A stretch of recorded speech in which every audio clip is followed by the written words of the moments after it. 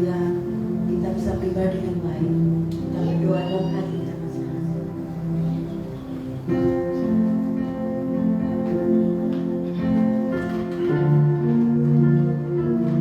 Terima kasih Bapak, Engkau Allah yang begitu baik dalam hidup kami.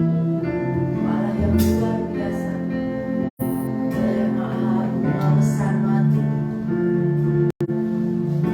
Yang mudah bawa bersama dengan kata Tuhan. Ada dalam hati kami, dalam pikiran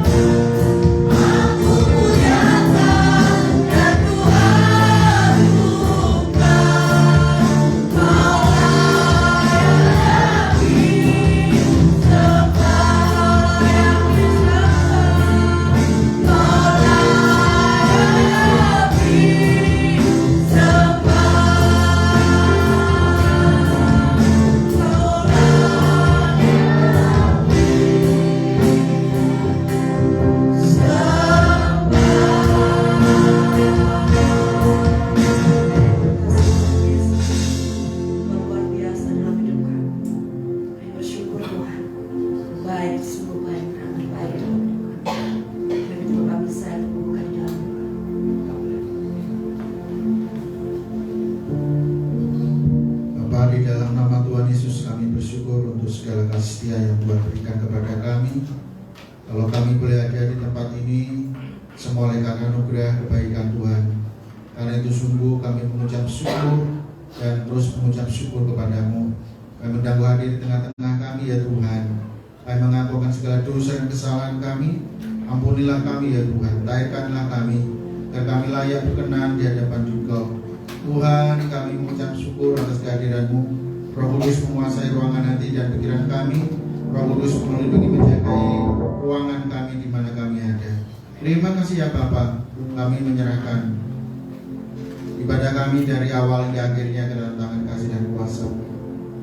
Pertolongan dalam ibadah kita datangnya dari pihak Allah yang menciptakan langit dan bumi, yang tidak pernah meninggalkan perbuatan tangan kasih-Nya. Turunkan kita anugerah dan damai sejahtera dalam nama Bapa, Putra dan Roh Kudus, dalam nama Tuhan Yesus Kristus memberkati dan menyertai sepanjang ibadah kita. Haleluya. Amin. Akan duduk kembali. Masih ada sukacita? Amin. Semuanya sehat? Semuanya diberkati Tuhan? Amin. Puji nama Tuhan. Beri tepuk tangan untuk Tuhan Yesus Allah kita. Haleluya. Kita akan pujikan sekali lagi ya, pujian dengan penuh sorak-sorai karena kita lebih dari pemenang. Amin.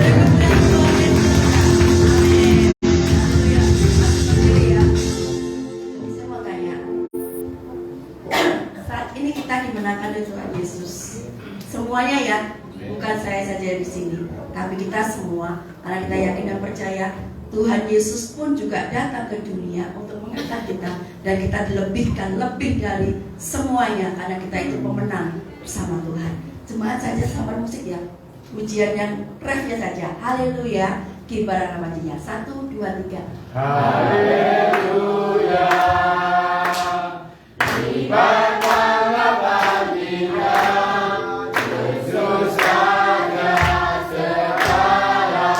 Haleluya, bangkitlah gerejanya, kita lebih dari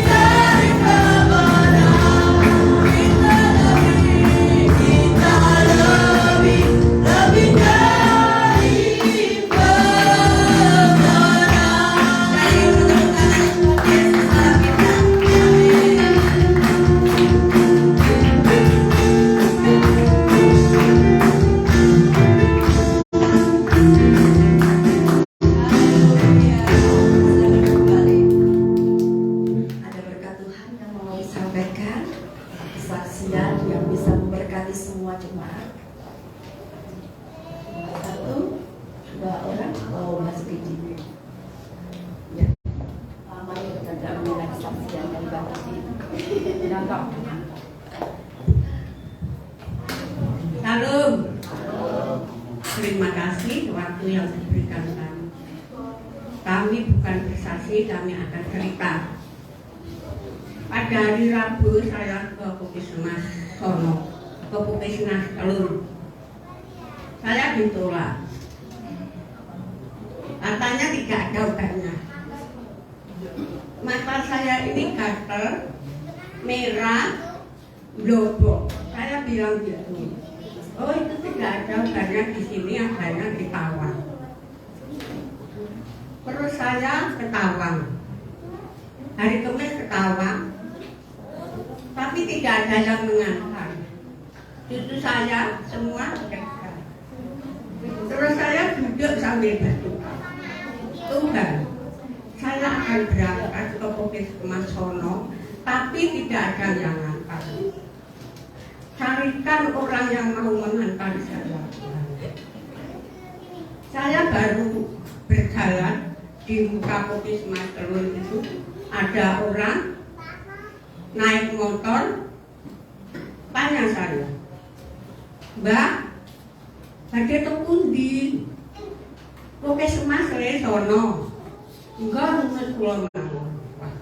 Tuhan saya itu hebat. Saya baru minta saja sudah dijawab. Terus saya diturunkan di Puskesmas.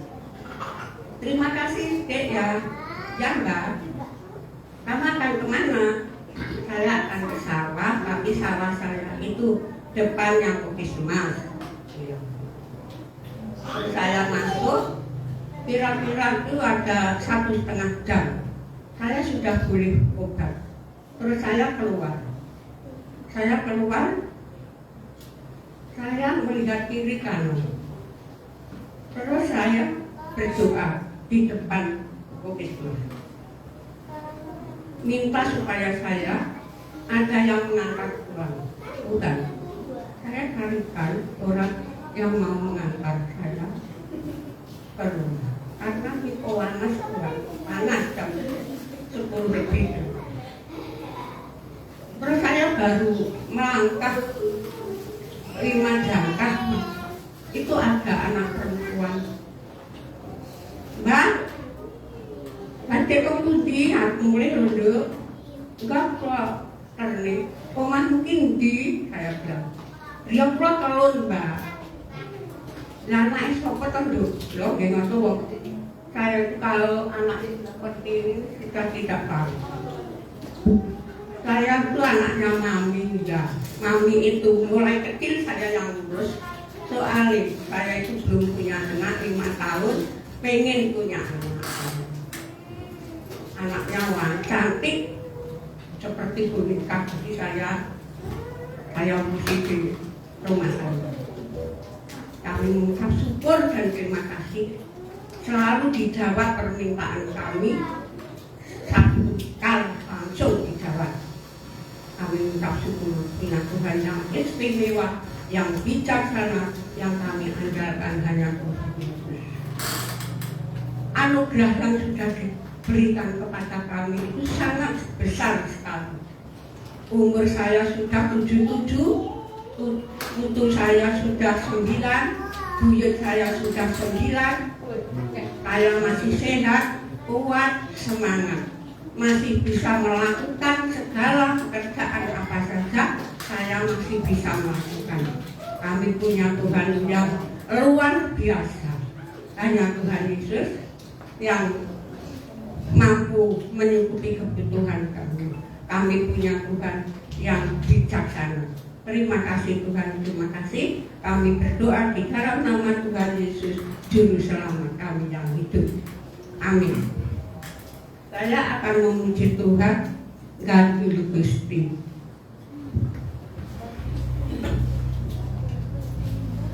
Gandul Gusti, Gandul Gusti, Gandul Gusti. Saben dina rina wengi gandul Gusti, gandul Gusti, gandul Gusti, gandul Gusti.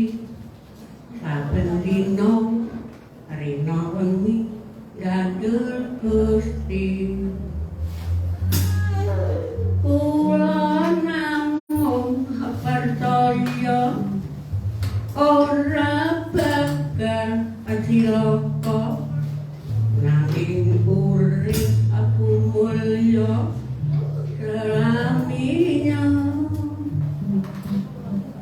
Atiku rasa tentrem, atiku rasa seneng.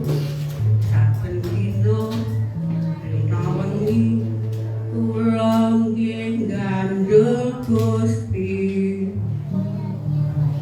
Saben dina rina wengi kula nggih gandul Gusti. Sidir loro telu, ayo kan padha melu. 4, 5, 6 derek Gusti ya sing temen. 7, 8, 9 derek Gusti aja sembrono. 10 wis cangkem derek Gusti ya sing mantep. Apa iya apa tenan derek Gusti pasti selamat. Terima kasih Pak Guru. Jadi yang saya ambil berkat dari Gusti tadi ya, kalau kita baik pada orang, kita beri kasih pada orang, kita pun nanti ketemu juga orang-orang yang baik pada kita. Itu ajaran Tuhan, kita tuh harus harus selalu baik, harus mau selalu mengasihi, sehingga ketika kita ketemu orang, kita kan tidak di rumah saja ya, kita sembunyi di rumah saja, tapi kita juga aktivitas di luar. Kita pun akan bertemu dengan orang-orang yang baik, yang mengasihi kita. Seperti kita juga memberikan perlakuan yang baik dan penuh kasih pada orang lain, bahkan yang belum mengenal Tuhan. Itulah ajaran Tuhan Yesus. Kita akan selalu pahami, kita akan selalu ingat bahwa Tuhan itu penuh kasih dalam hidup kita. Kita akan disegarkan oleh firman Tuhan, sehingga firman Tuhan nanti akan bisa masuk dalam hati kita, dalam pikiran kita, sehingga menjadi rema dalam setiap kehidupan kita sehari-hari. Sehingga cuma bagi berdiri, kita akan memuji Tuhan, menyembah, meninggikan nama Yesus. Dan saat ini kita datang dan bersujud di hadapan Tuhan, sehingga kita merasakan indah hadirat Tuhan dalam hidup kita.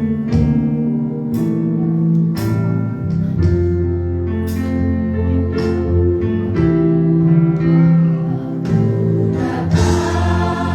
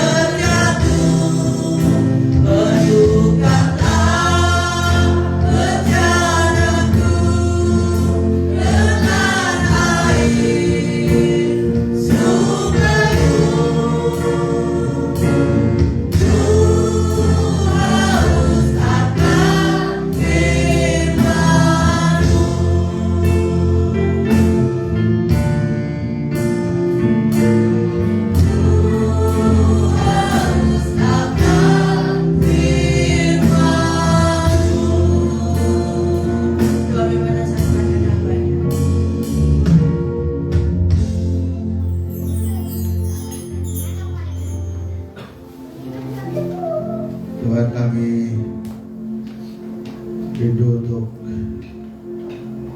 belajar akan firman-Mu.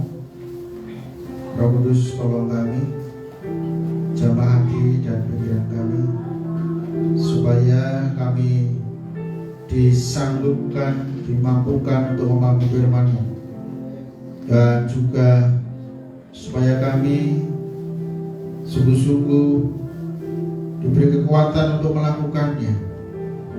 Dan ketika firman itu menegur kami, menasihati kami, biarlah kami juga dengan penuh sukacita menerimanya. Tuhan, hamba-Mu yang sederhana, yang penuh dengan kekurangan, Tuhan yang akan menyempurnakan, dan Tuhan yang akan mengurapi, beri bawah Tuhan nilai, supaya setiap apa yang disampaikan sungguh-sungguh berasal daripada Engkau. Tuhan menguasai seluruh hidup dan kehidupannya. Terpujilah nama-Mu Bapa. Kami siap untuk mendengarkan firman-Mu dan merenungkannya. Di dalam nama Tuhan kami Yesus Kristus. Haleluya. Amin. Silakan duduk kembali.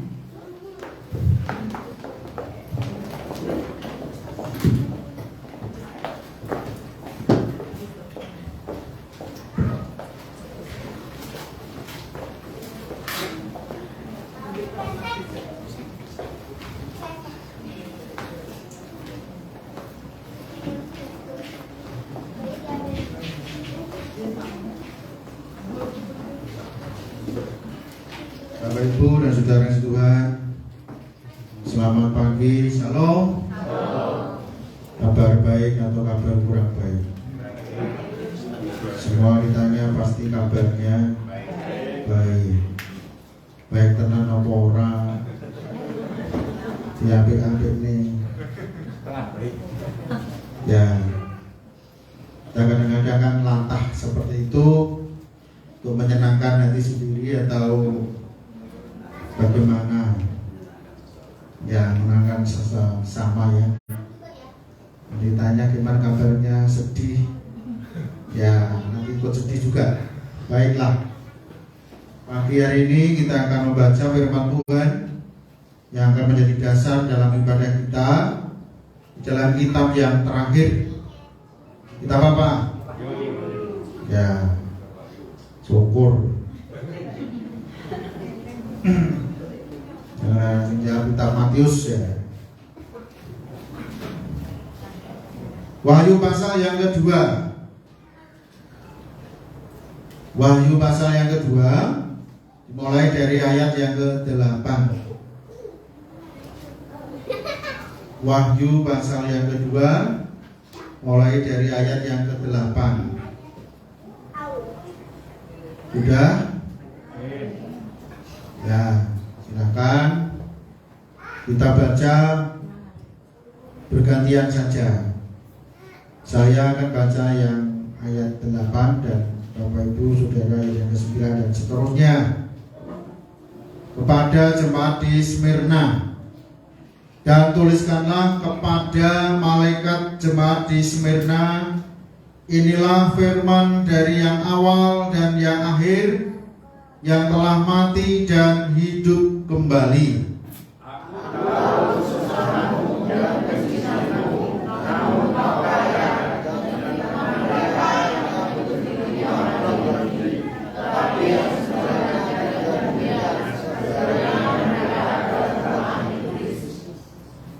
Jangan takut terhadap apa yang harus engkau derita. Sesungguhnya iblis akan melemparkan beberapa orang dari antaramu ke dalam penjara, supaya kamu dicobai dan kamu akan beroleh kesusahan selama 10 hari. Hendaklah engkau setia sampai mati, dan aku akan mengaruniakan kepadamu mahkota kehidupan.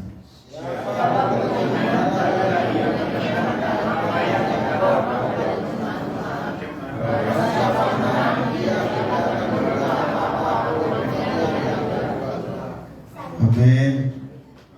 Bapak Ibu, coba dipegang. Adakah telinganya sekarang ini? Masih ada enggak? Enggak ya? Masih 2 apa 1? 2. Puji Tuhan ya. Karena tadi ada katakan apa? Nah, barang siapa bertelinga, takut saya dengan nanti menyalahkan saya. Saya nggak punya telinga kok, suruh mendengar gitu ya. Jadi hari ini semuanya punya telinga dan bisa mendengar dengan baik.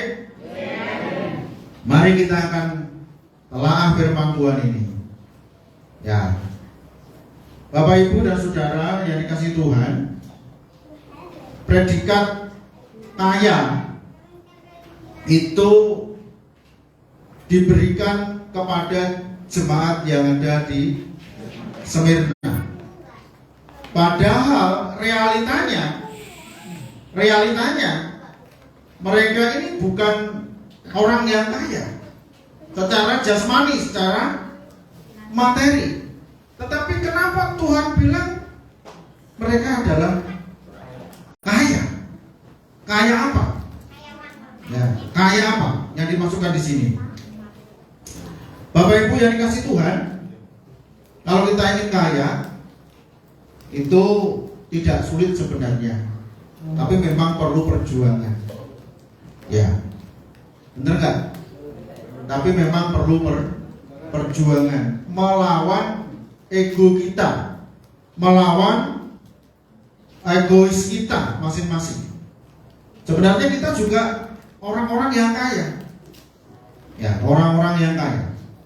Karena logikanya orang yang kaya itu orang yang punya segala-galanya. Ya, kalau nggak salah dulu ada lagu dunia. Kalau tidak salah lagunya, ada yang masih ingat? Aku ingin jadi orang kaya. Lagunya siapa itu ya? Hah? Siapa itu? Oh, jadi orang kaya. Nah itu lah. Apa itu? Enak jadi orang kaya. Gitu. Nanti aku jadi orang kaya. Slang. Beda-beda ini ya. Ternyata lain-lain ini. Ada sumbernya satu, tetapi kenapa bisa lain-lain? Slang ada juga. Gantung siapa yang menyanyikan. Hanya satu. Nah, orang kaya itu bisa lawan apa saja. Benar nggak? Ya. Tetapi ada orang kaya yang miskin. Nah, ini yang menjadi masalah. Itu ya. Ada orang kaya yang miskin. Miskin kenapa? Karena miskin berbuat sesuatu. Jadi identitas miskin itu bukan hanya materi. Ya. Sekalipun kita ini secara materi itu mungkin tidak kaya, tapi kita bisa memiliki predikat orang kaya. Kaya apa? Kaya berbuat sesuatu. Seharusnya orang yang kaya itu dia harus lebih leluasa, lebih banyak untuk bergerak, lebih banyak untuk melakukan sesuatu. Tetapi orang yang kaya yang tidak bergerak, tidak melakukan sesuatu itu di hadapan Tuhan disebut sebagai orang yang miskin. Bapak Ibu Saudara yang dikasihi Tuhan, ini adalah wahyu yang diberikan oleh Tuhan melalui Yohanes waktu dia di pembuangan, ya, dibuang gitu ya. Dikatakan begitu, tuliskanlah kepada malaikat jemaat di Smyrna, inilah firman dari yang awal dan yang akhir, yang telah mati dan hidup kembali. Siapa itu? Yang mati dan hidup kembali? Hanya Tuhan saja. Tidak ada orang yang mati kemudian hidup kembali, ya, dan hidup selama-lamanya, tidak ada. Hanya Tuhan saja. Apa yang dikatakan di sana? Aku tahu kesusahanmu dan kemiskinanmu. Tuhan tahu kesusahan kita. Tuhan tahu kemiskinan kita, saudara. Ya. Maka Makanya nggak usah bangga kalau kita ini jadi orang yang susah. Ya, sudah susah miskin bangga lagi gitu ya. Coba perhatikan. Tuhan tahu kok. Ya, apa yang kita hadapi sekarang ini? Apa yang kita alami sekarang ini? Itu ya. Tidak perlu kita sombong kalau kita mungkin kaya ya. Dan jangan sampai kita ini minder kalau mungkin kita bilang miskin. Ya bahasanya di sini kan miskin atau susah gitu ya. Nah, kenapa? Bapak Ibu Saudara, Tuhan tahu. Yang jelas Tuhan tidak akan pernah membiarkan orang-orang yang benar, orang-orang yang mengasihi Tuhan itu dibiarkan ya meminta-minta. Kata Daud kan gitu ya. Aku muda, sekarang aku menjadi tua, tidak pernah aku melihat orang benar ditinggalkan Tuhan dan anak cucunya minta-minta roti. Coba perhatikan baik-baik ini firman Tuhan. Tuhan jamin anak cucu orang-orang yang benar. Banyak orang mengatakan hari-hari ini adalah penuh dengan kesusahan, ya, penuh dengan kesukaran. Oke, semua mengalami. Tetapi yakin dan percaya kalau kita ini mengasihi Tuhan dengan sungguh-sungguh, kalau kita ini hidup benar di hadapan Tuhan dengan sungguh-sungguh, Tuhan sanggup kok pelihara kita. Tidak dibiarkan kita sampai tidak bisa makan. Ya, yang penting kita memang benar-benar melakukan apa yang difirmankan Allah atas hidup kita. Mari kita menjadi orang yang mungkin orang bilang miskin, tapi kita menjadi orang kaya. Tipnya bagaimana, saudara? Supaya kita menjadi orang kaya, bukan kaya secara jasmani, tetapi menjadi orang kaya secara rohani. Kalau orang kaya secara rohani, Tuhan itu sudah sangat dekat dengan kita. Tuhan tidak pernah membiarkan kita meninggalkan kita. Mau kita dekat dengan sumbernya kok. Mengapa kita mesti harus takut? Mengapa kita mesti harus terlalu khawatir dengan hidup ini? Tuhan siapkan untuk semuanya. Ya, Bapak Ibu dan Saudara yang kasih Tuhan, di dalam kitab Wahyu ini ada 7 jemaat yang ditulis. Coba 7 jemaat itu mana aja ya? Ada yang ini? 1. Philadelphia. 1. Jemaatnya mana? Efesus. 2. Smyrna. 3. Pergamus. 4. Tiatira. Terus Sardis. Kemudian Philadelphia. Masih ada lagi? Sudah. Laodikia. Itu kira-kira tempatnya di mana ya? Yang disebutkan di dalam Alkitab ini kira-kira tempatnya di mana ya? Negaranya sekarang itu di mana kira-kira? Ada yang tahu? Tidak tahu ya. Karena kita juga belum pernah ke sana. Itu harus belajar sejarah. Bapak Ibu tahu bahwa itu semua ada di Turki sekarang ini. Jadi yang kemarin waktu yang lalu kena gempa, ya berita yang saya dengar kurang lebih ada 38.000 yang meninggal dunia. Dan itu masih banyak yang belum ketemu sampai sekarang.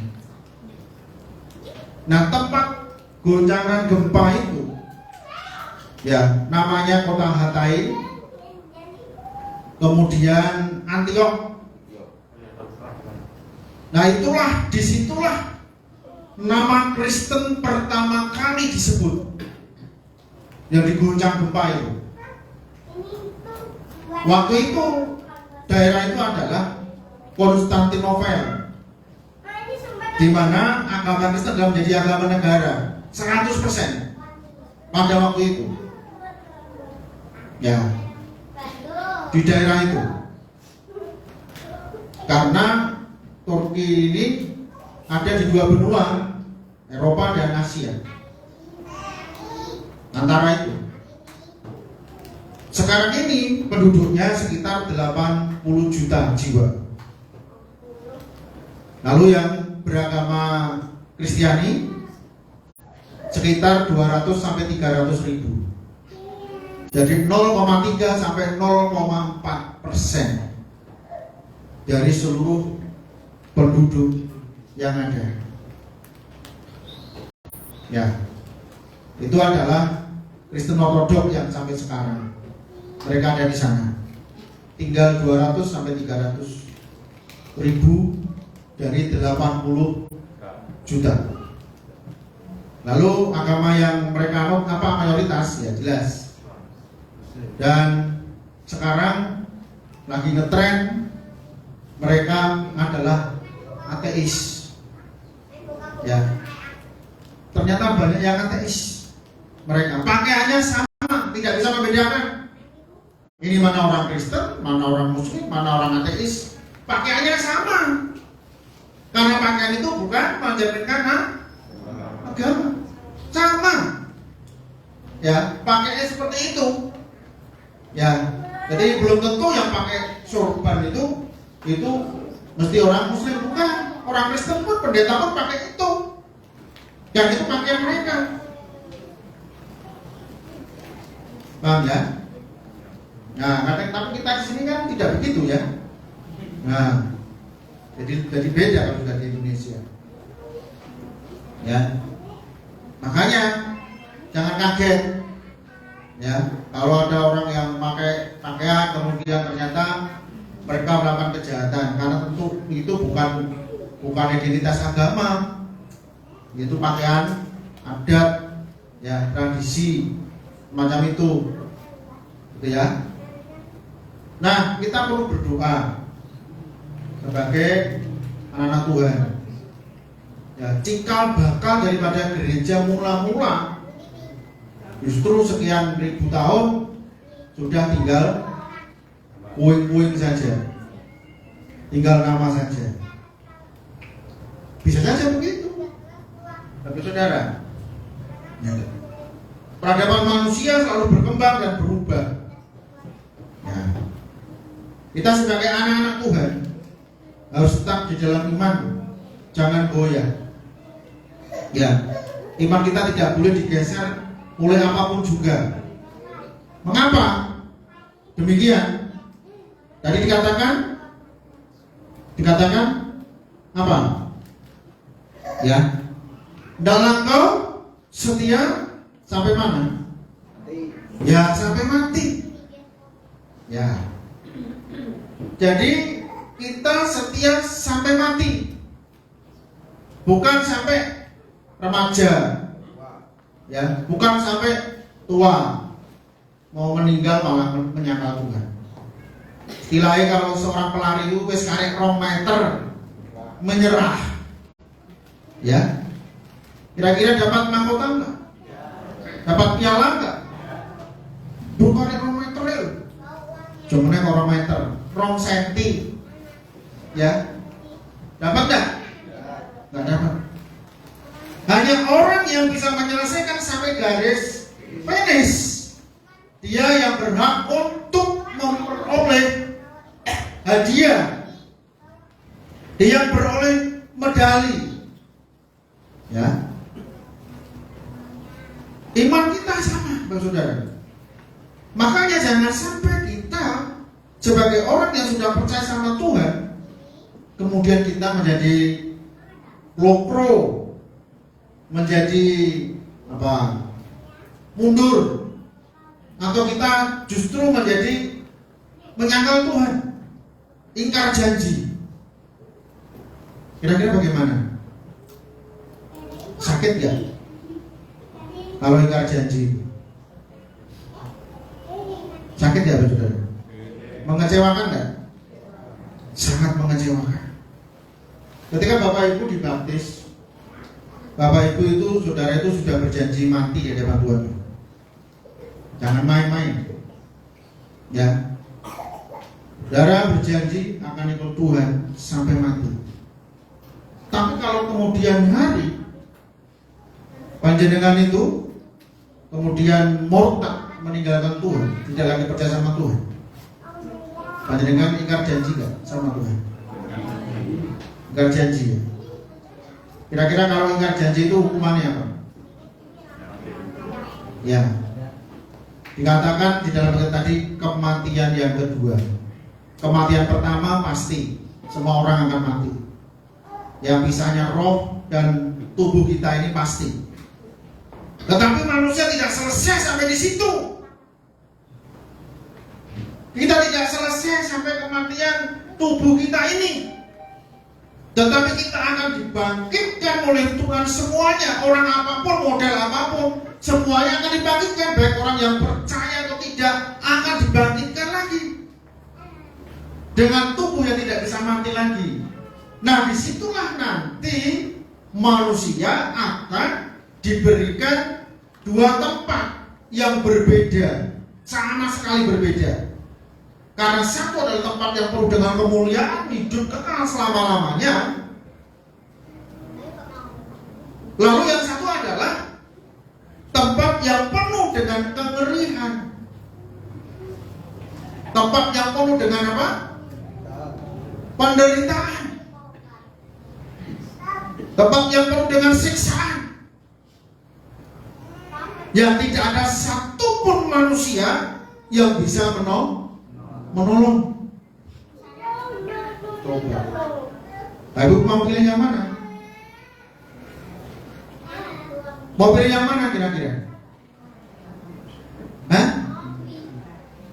Mau pilih yang mana? Mau disiksa kekal atau mau? Ya. Duduk di depan sini, udah terlambat. Waktu mau ibadah setengah itu toko jam 8.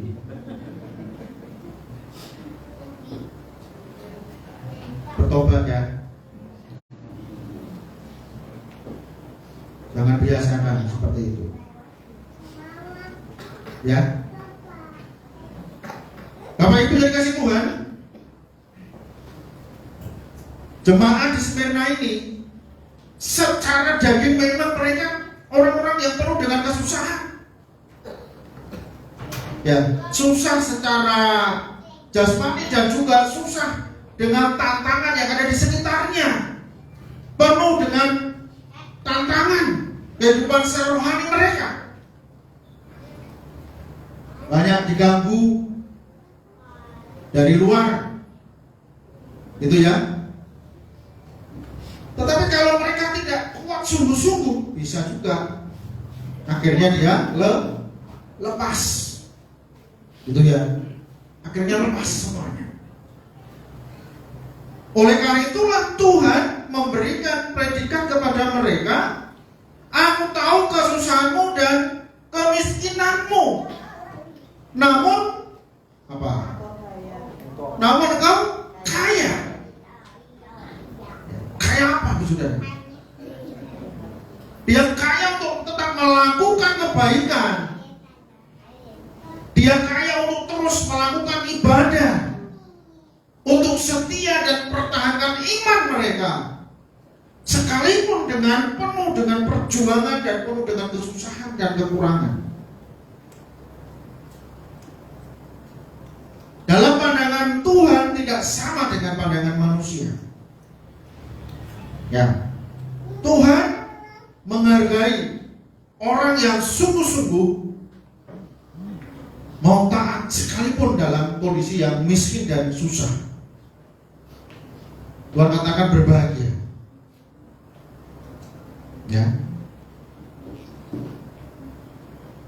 Tidak ada alasan untuk kita tidak berbuat sesuatu karena kemiskinan dan kesusahan dalam hidup ini.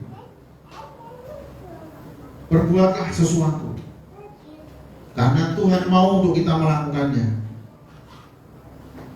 Memberi bukan karena kelimpahan. Itu biasa, semua orang bisa melakukan. Betul nggak? Semua orang bisa. Orang tidak mengenal Allah pun lakukan itu. Bahkan orang yang tidak percaya pun dia lakukan itu. Tetapi ketika kita mau berbuat sesuatu dari yang mungkin yang tidak bisa kita berikan dan itu kita lakukan, itulah yang dihargai Tuhan. Karena itu saya mendefinisikan orang yang hidup baru, ya, orang yang hidup baru, yang Roh Kudus ada di dalam hidupnya, dia tidak akan pernah tahan untuk tidak berbuat sesuatu kebaikan kepada sesamanya. Amin. Dia akan berupaya untuk berbuat sesuatu yang terbaik, bukan untuk dirinya sendiri, bukan hanya untuk diri sendiri, tapi dia memikirkan untuk orang lain, selalu berbuat sesuatu yang terbaik. Bahkan dia tidak segan-segan untuk memberikan. Mungkin hanya itu yang dia miliki. Contoh di dalam Alkitab, yang pertama adalah Zakheus. Ketika dia belum mengenal Tuhan, Tuhan belum mampir ke rumahnya, dia adalah orang yang paling jahat dan pelit, padahal dia kaya. Tetapi ketika Tuhan hadir di dalam rumahnya, dia berkata apa? Seperberapa dari hartanya? Setengah dari hartanya ambil dibagikan kepada orang-orang miskin. Ketika Roh Kudus hadir dalam hidup kita dan menguasai hidup kita, maka kita harus berubah total. Ya, bagi dia harta tidak ada nilainya dibandingkan dengan anugerah yang daripada Tuhan, Roh Kudus. Kita tahu bagaimana Tuhan Yesus pelayanan dari desa ke desa, seringkali bagi-bagi makanan.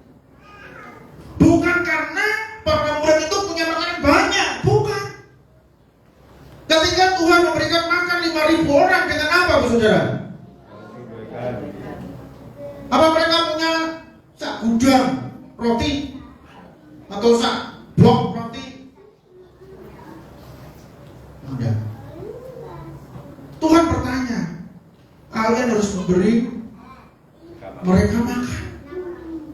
Lalu ada muridnya berkata, bagaimana mungkin Tuhan kita memberi makan kepada mereka? Yang kita makan aja tidak ada, hanya 2 berapa ya? 5 roti dan 2 ikan. Apa artinya untuk orang sebanyak ini? Bapak Ibu Saudara kasih Tuhan, ini memberikan pelajaran kepada kita. Sekalipun yang kita makan pun empet-empetan, orang Jawa bilang, tapi Tuhan tetap untuk kita melakukan perbuatan baik, untuk menolong orang lain yang membutuhkan itu. Ini pelajaran bagi kita. Jangan nunggu kalau kita itu mau memberi. Aku gak kaya kok. Mana ada orang di dunia yang kaya? Ada gak orang di dunia yang kaya? Tidak ada. Orang akan selalu kurang. Ya, terus kurang. Gak ada. Tuhan memberikan pelajaran kepada kita untuk melakukan perbuatan baik, membantu, menolong orang lain, bukan karena kita kaya.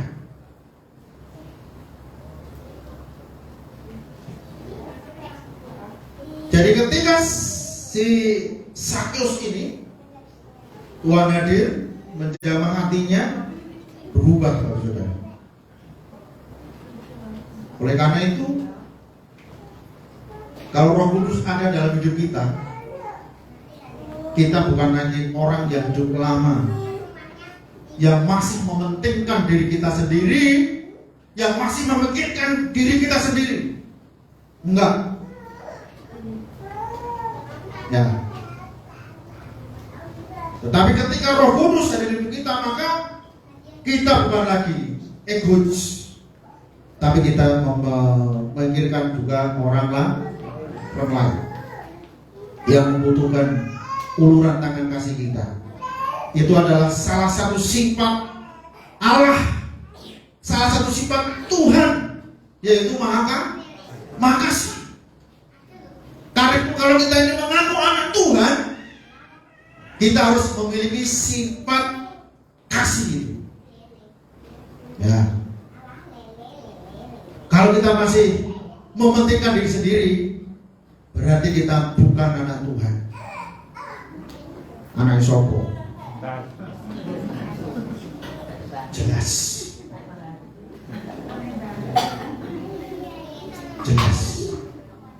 Kalau kita masih mementingkan orientasi kita adalah untuk kepentingan diri sendiri, jangan bilang kita ini anak Tuhan. Ya. Nah, makanya kita ditantang. Ya, mari kita berlomba untuk berbuat baik kepada sesama kita. Kita lihat orang-orang yang ada di sekitar kita, siapapun mereka. Ya, lakukan perbuatan yang baik. Tuhan tidak pernah berhutang kepada siapapun juga. Benar. Tuhan selalu akan memberi kepada kita tepat pada waktunya. Pokoknya mari kita akan contoh Tuhan Yesus dalam hidup kita.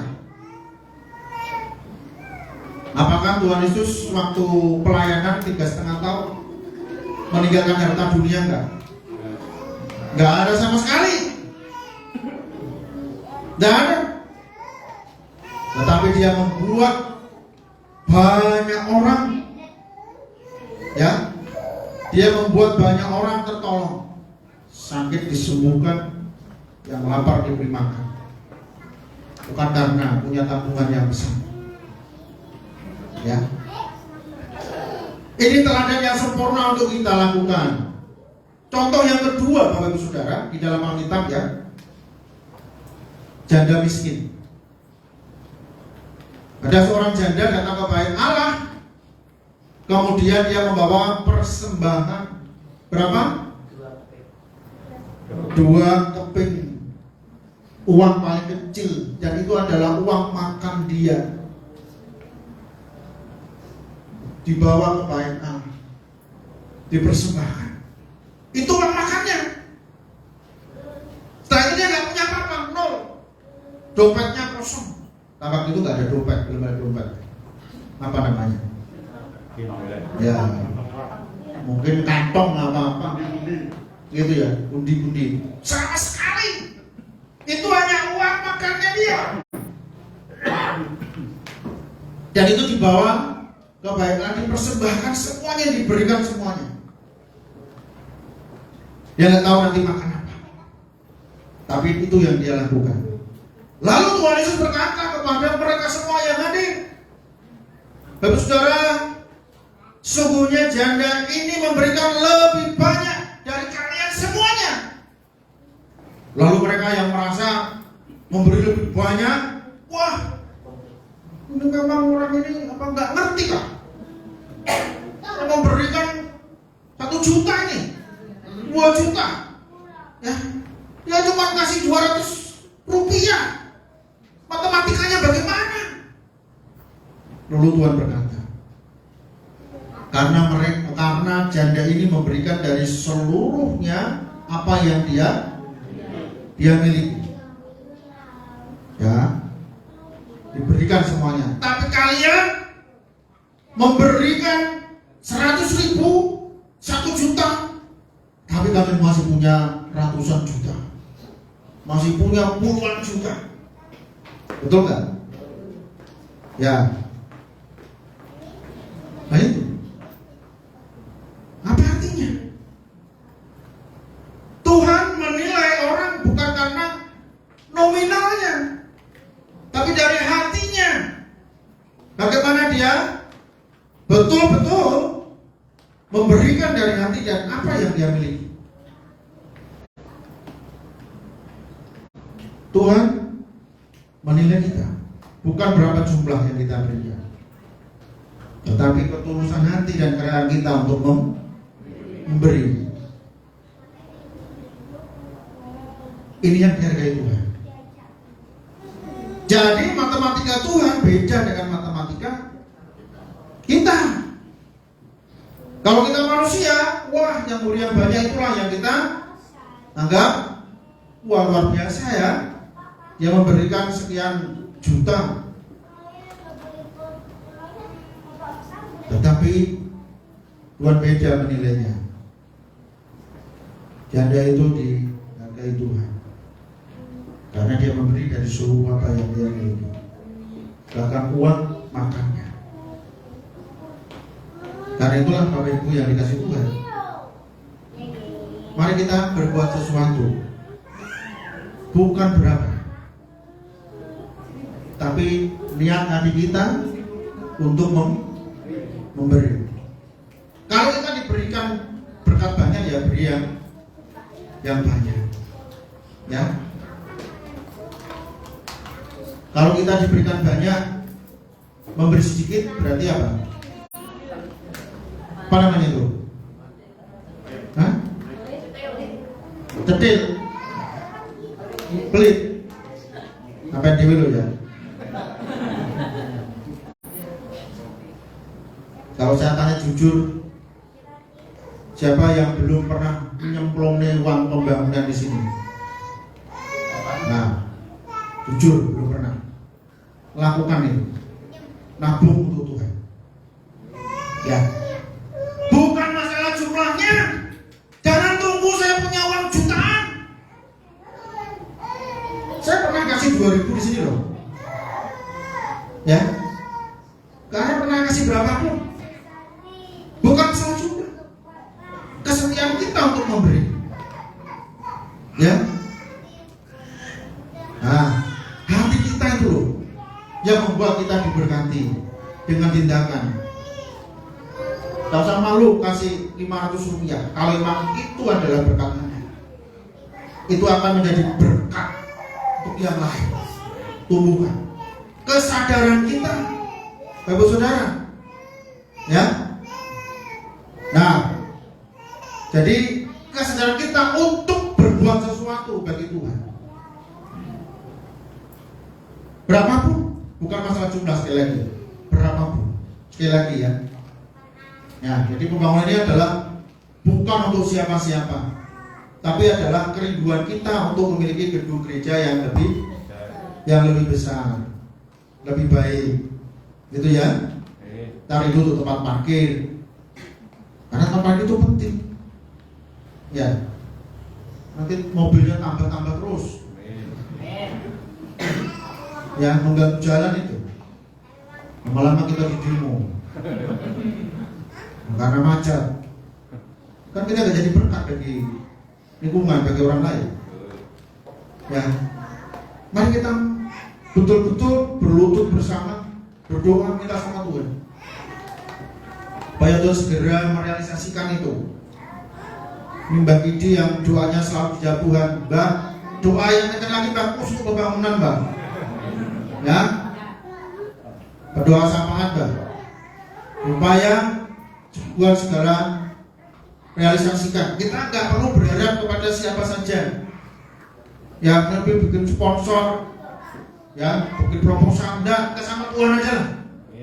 Biar Tuhan yang bekerja untuk mempermuliakan namanya sendiri. Siapa yang dipakai Tuhan? Ya kita semua. Jangan nunggu orang lain. Kita semua yang akan dipakai Tuhan untuk membangun gerejanya. Ya. Nah itu loh. Apa sih yang harus kita gendoli di dunia ini? Ya kalau kita dipercaya oleh Tuhan, lakukanlah.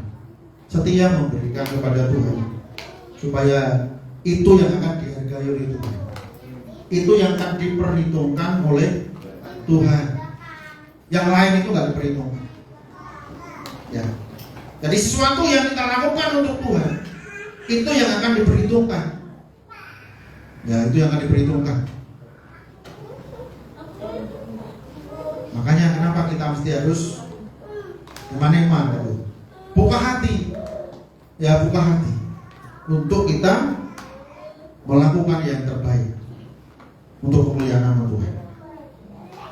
Jemaat Smyrna adalah jemaat yang susah, yang miskin, tetapi Tuhan berikan predikat, tapi kamu kaya. Dia jemaat yang wah, sekalipun banyak tantangan, hambatan tidak mempengaruhi untuk mereka yang melakukan kebaikan, untuk melakukan sesuatu yang bermanfaat bagi sesama, bagi masyarakat. Gereja harus menjadi pelopor perbuatan baik. Gereja harus menjadi contoh, jadi barometer dengan kebaikan. Ya, tidak boleh kita menjadi batu sandungan. Ya, dikatakan di sana, jangan takut terhadap apa yang harus engkau derita. Tidak boleh takut kita. Kita harus hadapi realita kehidupan ini. Harus kita hadapi. Tidak boleh takut. Ya, lakukan, kerjakan. Ingat di situ dikasih warning, peringatan. Karena apa? Ya, karena iblis akan melemparkan beberapa orang ke dalam penjara. Ini tantangan secara eksternal loh, saudara. Diganggu, ya, gangguan dari luar, karena iman, karena ibadah. Ini yang terjadi 1-2 minggu yang lalu di Lampung, ya. Lagi ibadah begini, satu orang buatan marah-marah, suruh berhenti. Pak RT lagi. Ini RT model apa? Tidak bisa mengayomi masyarakatnya, malah jadi provokator. Tidak tahu ditangkap apa tidak? Ditangkap ya? Ditangkap pasti. Ada undang-undang sekarang. Kau tunggu sampai selesai. Ya, bicarakan baik-baik. Setan selalu pakai orang yang bisa dipakai untuk mengganggu kita untuk ibadah kepada Tuhan. Setan pakai orang-orang yang keras hatinya. Ya, itu tantangan eksternal. Ya, tidak boleh kita mundur. Tidak boleh kita akhirnya jadi kendor karena masalah-masalah begitu. Tapi kita harus tetap setia sama Tuhan. Kita harus tetap takut kepada Tuhan. Jangan takut kepada manusia. Manusia tidak berbuat apa-apa kok tidak bisa. Tapi takutlah kepada Tuhan yang berkuasa untuk mempersilakan orang masuk ke dalam kerajaan surga dan sekaligus melemparkan orang ke dalam api neraka. Itu yang harus kita takuti. Ya, kalau kita melakukan hal yang baik karena kita setia sama Tuhan, ibadah kepada Tuhan, lakukan terus. Jangan patah semangat, ya. Kita harus lakukan terus ibadah kita. Kalau kita mencuri, kita merampok, ya, bobo. Tapi kalau kita mengalami aniaya, penderitaan karena iman, karena kita ibadah, Tuhan katakan apa? Jangan menyesal dan jangan susah, karena harus terjadi begitu. Karena ada namanya penderitaan. Ya.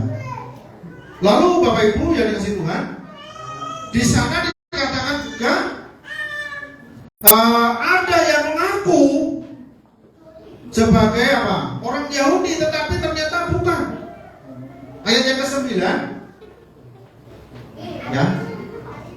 Ayat yang ke-9 dikatakan, aku tahu kesusahanmu dan kemiskinanmu, namun engkau kaya, dan fitnah mereka yang menyebut dirinya orang Yahudi, tetapi sebenarnya tidak demikian. Sebaliknya mereka adalah apa? Jemaah iblis. Ternyata iblis juga punya jemaah, bukan hanya gereja. Betul? Iblis ternyata juga punya jemaah. Jemaat iblis namanya. Ya, mudah-mudahan di sini tidak ada. Di sini jemaat Tuhan semuanya. Amin. Amin. Berarti panjenengan sudah lahir baru semua. Kalau belum, ya mungkin harus bertobat. Jemaat Tuhan itu bagaimana sih? Hidup dalam kasih. Apalagi dia bisa mengampuni. Betul nggak? Siapa yang masih ada dendam, masih nyimpen kesalahan, bertobat. Kalau kita ingin menjadi jemaat Tuhan, kita harus bisa mengampuni, sekalipun itu sakit sekali. Amin. Sekalipun itu sangat sakit, karena Tuhan Yesus pun sudah melakukannya.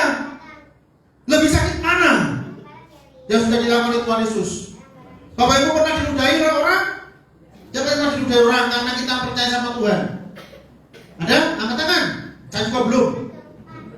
Diludahi karena apa? Nggak tahu Pak, pas lewat. Hah?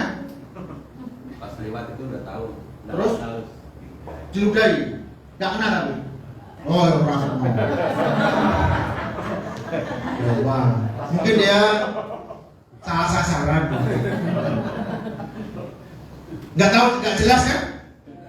Ya. Saya Pak jelas. Kenapa Mbak? Saya hari Minggu pagi beli permen di toko.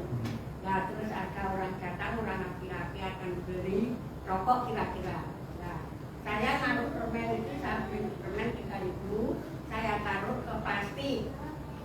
Terus, Mbak, ngersake, raimu no. Datang pulang, terima kasih Mbak jawabannya. Nah. Nggih, Mbak, panjenengan haleluya ngoten Mbak. Terima kasih Mbak jawabannya pada hari Minggu kemarin itu. Iya. Ketemu saya, Dek, kondi.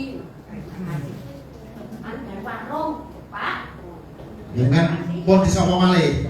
Oh, Dek, kondi. Jenengan boten sakit hati nggih, Mbak? Ya, puji Tuhan. Tenang jenengan, Mbak. Malah terima kasih jawabannya. Terima kasih ya, harus begitu. Dibalas dengan kebaikan. Ya. Misalnya nanti diguyoni loh, memang rai itu kan apa nih? Ya. Tantangan Bapak Saudara. Kalau kita ini tidak ada Roh Kudus, pasti sudah marah. Betul nggak? Tersinggung nggak? Pasti tersinggung. Wong kita mandi permen kok malah bilang rai. Ya kan? Memang ada apa? Ada yang kotor kan di muka? Atau ada apa? Tapi maksudnya itu adalah sesuatu yang menohok ya. Menohok, tahu ya? Ya. Wah itu kalau orang nggak bertobat, bisa jadi gelut itu. Bener nggak? Ketika itu dia aneh bergedak pakai ondo, jatuh dari ondo terus pakai tekan gila. Wah, jatuh orang mati.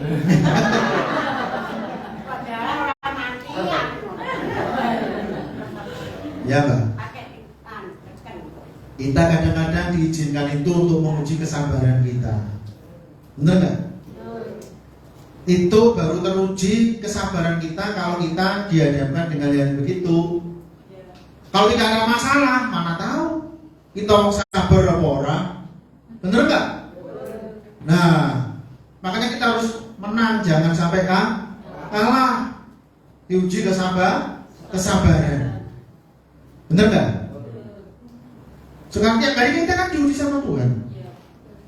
Misalnya apa? Terus kadung masak soto, orang sing kuku ya Bu ya, misalnya gitu. Masih kita bersyukur enggak? Ya bersyukur sama Tuhan. Maksudnya apa? Ya, misalnya begitu. Satu masak, oh orang payu dagangannya misalnya. Coba tumel. Ada yang begitu kedumel dagangan orang payu? Orang nek ini. Orang ana sing ngaku. Ya. Dagangannya balik, ngono wis wajahe sudah mulai bangkrut, ya kan? Ya. Apakah sukacita itu terbatas karena dagangannya balik? Rugi dong. Ya.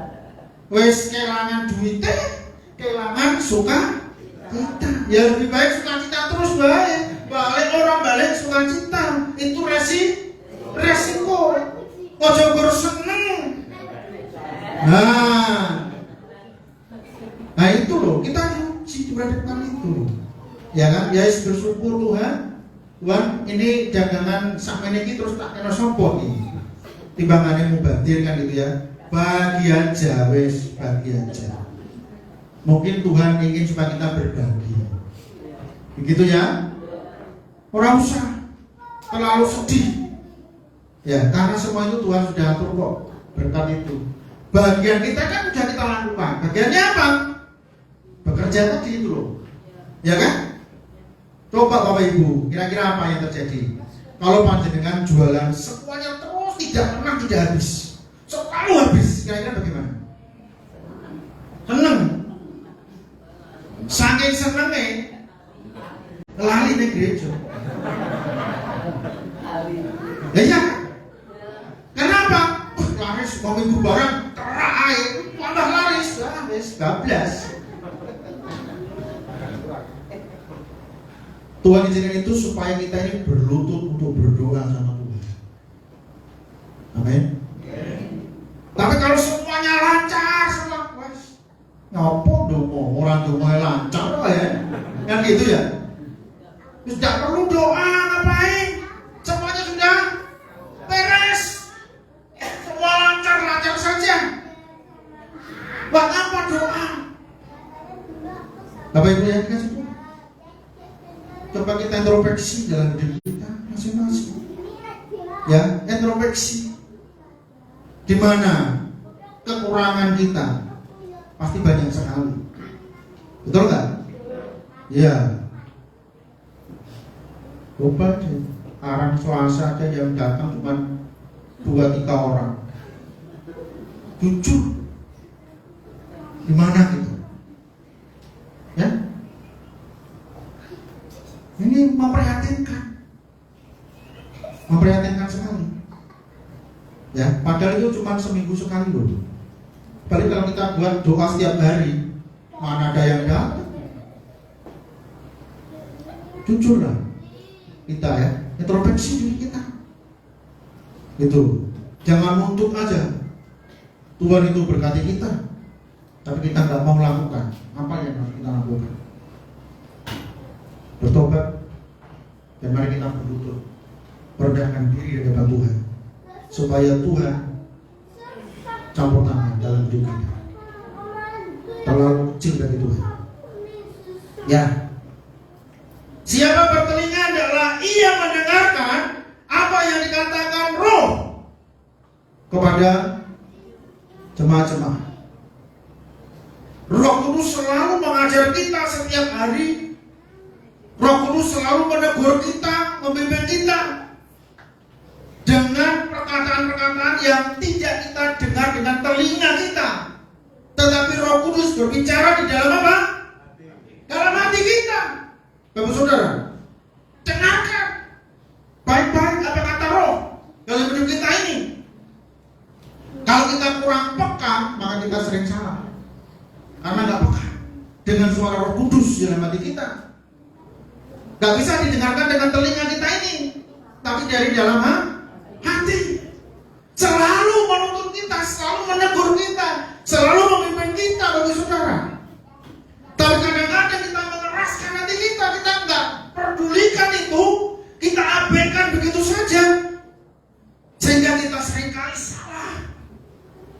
dalam mengambil keputusan dalam hidup kita. Karena kita nggak taat dengan suara Roh Kudus di dalam hati kita. Karena itu mulai hari ini biarlah Roh Kudus selalu kita perhatikan. Roh Kudus selalu kita utamakan. Jangan mengandalkan otak kita ini, tapi kita mesti harus mengandalkan hati kita. Otak kita ini nggak ada apa-apanya. Orang yang bijaksana itu dari hati, bukan dari otak. Seringkali kita ini salah kalkulasi karena kita pakai otak kita. Kita nggak pakai hati. Ya, dengarkan Roh Kudus di dalam hati kita. Barang siapa menang, ia tidak akan menderita apa-apa oleh kematian yang kedua. Kematian yang pertama jelas semua orang akan menghadapi. Tubuh kita akan menjadi santapan cacing tanah, betul. Tetapi kematian yang kedua ini yang mengerikan, saudara. Karena itu kita harus menang supaya kita tidak menderita apa-apa. Karena kita sudah diangkat Tuhan, sudah ada bersama-sama dengan Tuhan Yesus di surga. Tidak ada air mata, yang ada adalah mata air. Di surga, mata air kehidupan. Yang ketika kita di surga, kita tidak lagi ada pikiran apa-apa, kita tidak butuh apa-apa. Semuanya sudah disediakan oleh Tuhan. Amin. Ya. Di dunia yang hanya sementara ini memang kita repot, memang kita susah. Tidak ada orang yang tidak mengalami kesusahan ketika kita di dunia ini. Tidak ada. Semua orang mengalaminya. Kita sama-sama orang susah, ya. Kita sama-sama apa istilahnya ya, berbagi dengan memperdo susah itu. Tidak ada yang nggak susah. Benar kan? Ya, orang kaya memang gak susah. Tak ada di dunia ini siapapun. Ya, presiden pun susah loh Pak Jokowi itu. Benar gak? Susah karena apa? Banyak oposisi. Ya, bodoh jasa palsu lah. Orang ganteng lah. Ya kan? Yang dibilang apalah. Tidak ada manusia dunia ini yang tidak ada kesusahan siapapun. Karena itu mari kita sama-sama mengkode-kode susah ya. Mari kita saling menguatkan. Ya, tidak perlu kita menyombongkan, tidak perlu kita ini, nggak perlu lah. Karena semua itu adalah milik Tuhan. Kita ini hanya pakai sementara di dunia ini. Betul? Ya, hanya pakai sementara aja. Semua dibatasi. Benar nggak? Apapun makan mulai dibatasi. Betul? Nah, semakin usia makannya semakin dibatasi. Takut kolesterol, takut gula, takut apa lagi? Asam urat, asam lambung, mulai terbatas kan? Penglihatannya sudah mulai kabur, giginya sudah mulai. Ya. Beberapa 1 tahun ini mungkin ya, belum lah, mungkin beberapa bulan itu. Saya sudah mulai ada yang kurang. Gigi saya yang sebelah kanan sini itu kalau kena benda keras sedikit, apa namanya? Itu sakit. Teng gitu. Selama ini belum pernah saya. Marnet, oke, sikat aja. Sekarang saya harus hati-hati karena sakit. Padahal nggak sakit gigi loh. Saya tuh nggak pernah sakit gigi. Ya sampai hari ini nggak pernah. Tiba-tiba kalau kena itu teng gitu sakit sekali. Waduh, ini sudah mulai berkurang ini konsumsi saya ya, makanannya. Ya, mulai begitu. Itu alami. Itu ya. Semuanya akan terbatas. Apapun tidak ada yang selamanya. Ya, bener nggak? Terbatas oleh waktu yang hanya sementara gitu ya. Pak Sugeng sudah mulai nggak boleh nyopir sekarang, sekalipun mobilnya baru. Ya, sudah ada asistennya, puji Tuhan. Dua saya, ya, dua saya dijawab Tuhan, satu. Sudah. Memang harus begitu. Dasarnya, yang tua mundur, yang muda maju, kan begitu. Itu namanya regenerasi. Memang sudah seperti itu, ya, otomatis. Itu loh. Kita tidak bisa nguencel, ya, nguencel. Mata harus berbuat, nguencel nyopir. Wah, duk ditabrak. Orang itu, ya kan, masih penting nabrak buk, nabrak wong ayu coba. Nggak repot, ya, betul nggak? Nah, wong ayu kan larang, bener nggak? Nah, karena wong Medan menora terlalu ya, bener nggak? Nah, tabrak wong ayu ya, waduh, mahal itu, ya. Nah, makanya bersaudara, hati. Semuanya terbatas dan dibatasi secara alami. Tidak ada yang kekal di dunia ini. Semuanya. Karena itu mari kita siapkan hidup kita ini di hadapan Tuhan. Ya. Mari kita menang. Jangan jadi orang yang kalah. Dalam tanda petik ya. Bukan menang-menangan. Ya boleh kita menang-menangan. Kita harus tetap rendah hati, disakiti seperti Mbak Sukidi, tetap mengucapkan terima kasih. Itu berarti menang. Roh Kudus lebih kuat menguasai hati Mbak Sukidi daripada roh jahat. Coba kalau pas roh jahat yang menguasai, wah dikeramu tenan nih, ya Mbak, wah dikeramu, murah barang, ya, itu. Makanya kita harus menambah saudara. Disakiti, membalas dengan kebaikan. Puji Tuhan. Haleluya. Bener gak? Ngerti lemu gilu-gilu. Nek wong, kamu kok langsing ya? Oh, terima kasih. Ojo malah marah-marah. Menyak lagi kamu. Oh, berterima kasih aja. Gak apa-apa. Memono ya. Tapi bagi orang yang tidak dikuasai Roh Kudus, wah, bisa dirawus tenang kan gitu ya. Nah, mari kita Roh Kudus semakin menguasai hati dan hidup kita hingga kita berkenan di hadapan Tuhan. Biarlah Tuhan yang terus akan mengajar kita, mendidik kita, agar kita menjadi jemaat seperti jemaat yang di Smyrna yang menang terhadap godaan. Dia miskin tetapi dia kaya berbuat kebaikan, berbuat kasih, gitu ya. Dan dia tidak pernah mundur, tapi dia terus akan maju dan terus akan maju di dalam Tuhan. Tuhan Yesus memberkati kita semua. Bapa di surga, dalam nama Tuhan Yesus terima kasih untuk nasihat, contoh jemaat di Smyrna. Dia memang secara materi duniawi disebut miskin dan kesusahan. Tuhan tahu semuanya itu, tetapi mereka ada jemaat-jemaat yang militan. Sekalipun banyak tantangan dari luar, ancaman dari pengajaran, tetapi jemaat ini tetap bertekun, tak setia kepada Tuhan.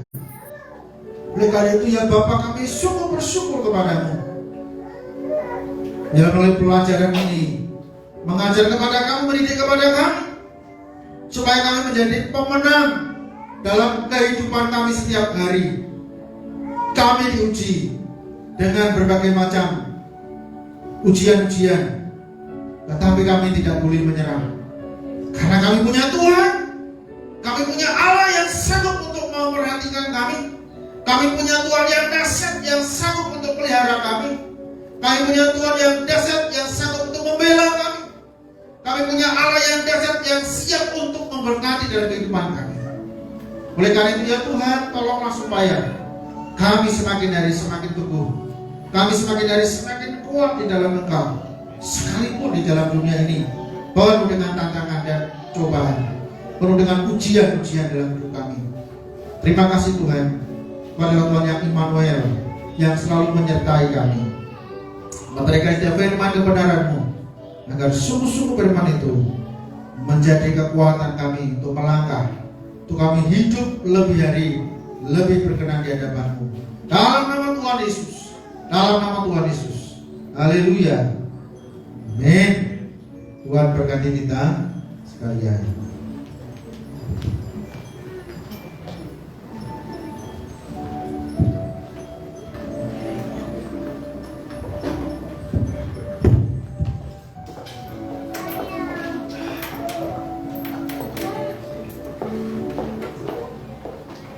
Bersyukur atas firman Tuhan segala namanya. Diberkati semuanya. Amin. Yalah, firman Tuhan hari ini kita keluar dari gereja ini tidak akan hilang saja, tapi terus terang menjadi rema dalam kehidupan kita, dalam hati kita. Kita akan berikan persembahan terbaik kepada Yesus. Sebelum atau belajarnya kita akan berdoa.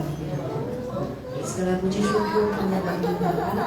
Saat ini Tuhan, semoga kami akan memberikan persembahan sebagai tanda ucapan syukur kami kepada Tuhan Yesus. Berkatilah Tuhan setiap tangan-tangan yang sudah mempersembahkan ataupun yang saat ini belum bisa mempersembahkan bagi Tuhan melalui hati mereka Bapa.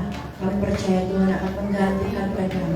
Tuhan akan berkati kami yang berlipat kali ganda dengan segala berkat-Mu Yesus, sehingga kehidupan rumah tangga kami, pekerjaan kami, anak-anak kami semuanya Tuhan Yesus yang akan memberkati, Tuhan Yesus yang akan mencukupkan. Tuhan Yesus, Tuhan sucikan, kuduskan persembahan kami pada pagi hari ini. Tuhan pakai Tuhan berkati persembahan kami ini sehingga kami bisa memakainya untuk biaya operasional gereja kami Tuhan Yesus. Kami juga berdoa Tuhan biar persembahan kami Tuhan bisa membantu pelayan-pelayan Tuhan yang ada di dunia ini. Terima kasih Tuhan Yesus, kami percaya Bapa bahwa sebentar yang kami akan berikan bersama bagi Engkau Tuhan akan membalas dan menggantikan berkali ganda segala berkat. Segala puji syukur dan hormat hanya bagi Engkau Tuhan. Kami siap memberikan persembahan bagi Tuhan Yesus. Haleluya. Amin. Sambil kantong dan jenazah kita pujikan hari ini hari yang sangat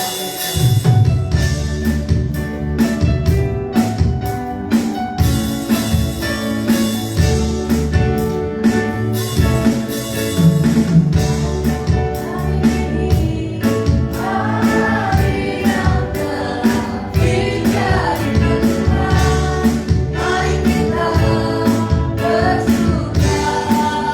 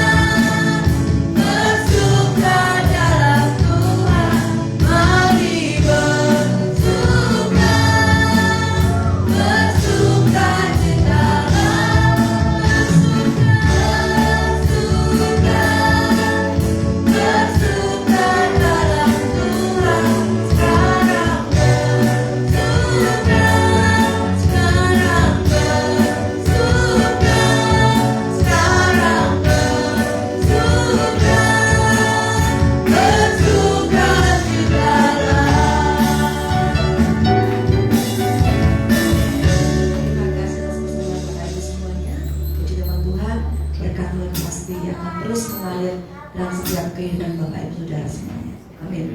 Kita akan mengakhiri ibadah kita pada pagi hari ini. Saya undang jemaat bagi berdiri. Kita akan mengakhiri ibadah kita. Kita akan mengagungkan nama Yesus. Dan biarlah Tuhan seperti doa Yabes, kita akan semakin diperluas. Apapun itu, berkat kita akan semakin diperluas. Kehidupan pekerjaan kita semakin diperluas. Usaha kita semakin diperluas untuk Tuhan. Yakin dan percaya Tuhan Yesus selalu memberkati kita semua. Amin.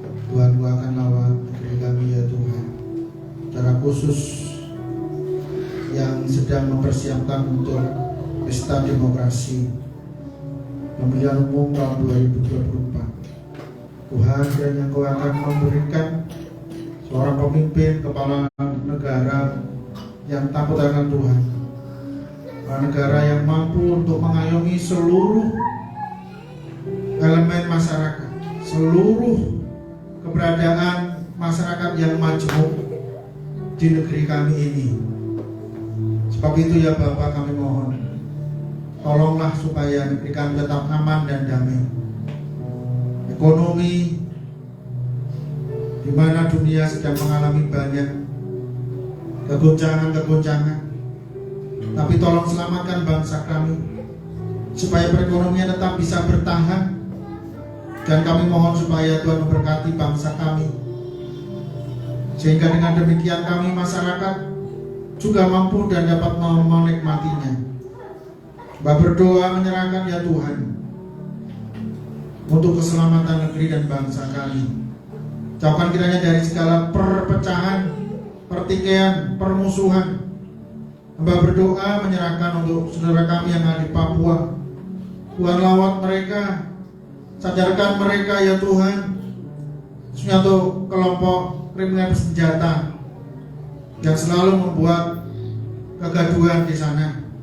Tuhan tolong supaya mereka Tuhan kembalikan, supaya mereka tidak terus melakukan hal-hal yang akan membuat permusuhan dan keonaran. Kami berdoa Tuhan tolonglah supaya saudara kami di sana tetap hidup damai, tidak mudah terprovokasi dengan isu-isu yang berkembang. Kami berdoa menyerahkan ya Tuhan supaya seluruh aparat pemerintah, mulai dari TNI, Polri, dan penegak hukum, hakim dan jaksa, agar mampu untuk mengambil tindakan yang benar, khususnya hakim dan jaksa Tuhan mampu menjatuhkan hukuman yang adil bagi seluruh rakyat Indonesia. Terima kasih ya Tuhan. Kota kami, Kabupaten Madiun, berkati Bapak Wali Kota dan Bupati, secara khusus dalam memimpin kota kabupaten ini semakin hari semakin baik, pembangunan semakin terus maju dan berkembang. Perhatian pemerintah kepada masyarakat, jauhkan dari segala korupsi dan kolusi, dengan kemampuan Tuhan untuk memiliki motivasi yang benar. Terima kasih ya Tuhan. Kami mengucap syukur kalau sebentar kami juga akan tinggalkan tempat ini. Tuhan mengantarkan kami masing-masing sampai di rumah. Terima kasih ya Bapak. Berkati untuk sidang jemaatmu yang sakit, sembuhkan Tuhan. Berdoa untuk Bu Tuti dalam masa pemulihan, Tuhan akan jamah supaya lambungnya dipulihkan dan disempurnakan Tuhan. Dan juga untuk Pak Bambang yang sudah lama sakit stroke, Tuhan juga akan berikan belas kasih-Mu Tuhan. Berikan pula untuk jemaatmu yang sudah lama tidak hadir, Tuhan jamah hati mereka supaya taruh roh kerinduan, agar mereka boleh hadir untuk ibadah bersama-sama dengan kami. Terima kasih ya Tuhan. Terima kasih. Usaha pekerjaan mereka masing-masing Tuhan berkati, agar mereka tidak kekurangan, tetapi mereka dicukupkan ya Tuhan. Berikan berkat-Mu atas kehidupan rumah tangga dan keluarga mereka. Anak-anak yang masih studi, Tuhan berikan kepandaian, kecerdasan, hikmat yang daripada Engkau. Kaulah yang berdaulat dalam hidup kami. Bapak Ibu Saudara yang dikasihi Tuhan, arahkan hatimu, pulang dan terimalah berkat Tuhan. Tuhan berkati engkau dan melindungi engkau. Tuhan menyertai engkau dengan wajahnya dan berikan kepada engkau kasih karunia. Tuhan menghadapkan wajahnya kepadamu dan berikan kepada engkau damai sejahtera, dalam nama Bapa, Putra, Kudus, dalam nama Tuhan Yesus Kristus. Haleluya.